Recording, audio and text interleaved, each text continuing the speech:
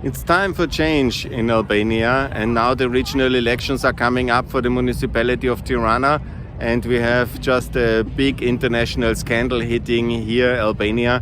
And I think it's time for the international community to withdraw the support for the socialist government, because they have really proven the amount of corruption is quite shocking, and especially sad that it's also involving international law enforcement people from the FBI in New York. This seems to be really quite a tragic thing. It also has an Austrian connotation and axis because, of course, the Austrian-Russian links with the Deripaska Strabag are very strong, and seemingly it was about withdrawing the Deripaska from the sanction list of the US, part of that scandal. But also there was a huge effort then also to get Mr. Berisha on the persona non grata list, it seems. And many of the accusations, which were quite unlikely, seem to have been true. It's quite shocking scandal with a lot of economic interest and high level of corruption of international law enforcement officials. It's really very disgusting and disappointing.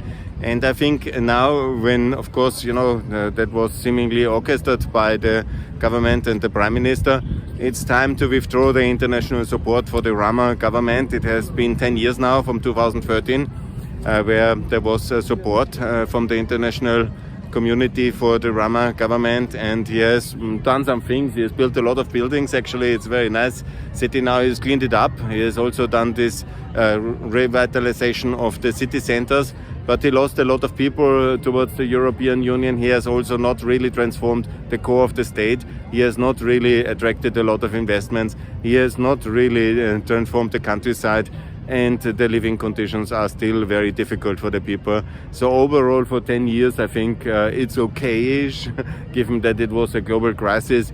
But also his foreign policy has drifted ever more into socialist trajectory, pro-Serbian, pro-Russian.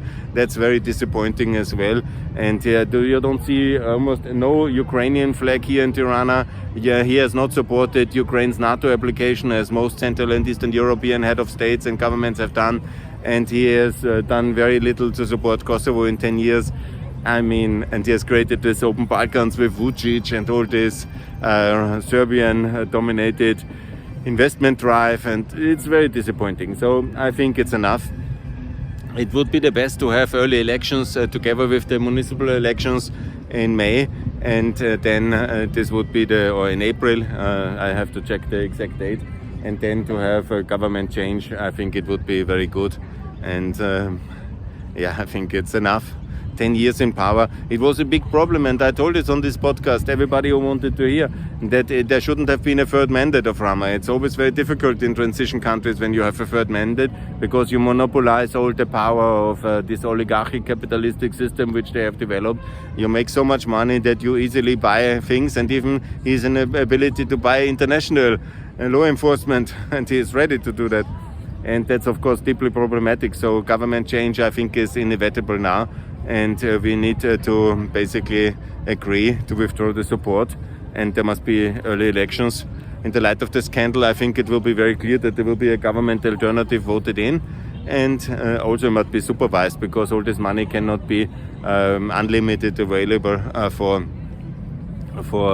the government of Rama and his re-election efforts. And then hopefully there will be change, and there will be a government which leads then Albania into the Euro first, which organizes observer elections for the European Parliament and makes Albania ready for 2029 European membership. And that must be obviously a lot of cleanup in the financial sector, the euro as currency, the reduction of corruption, and the implementation of European standards and the supervision of them in all aspects. And of course, then much more European investment via euro bonds into the infrastructure, into the implementation of standards, and into the good governance of this country. And so we can really have a better future for the Albanians, for Albania, and for the EU. I think that's the best way to go ahead, and my proposals are clear. I tweet them regularly, and I will call for that now, for early elections and for change, and for the end of the unfortunate support from the international community for a socialist government for too long. 10 years are really enough. Thanks a lot. More to come from European Albania 2023. Bye.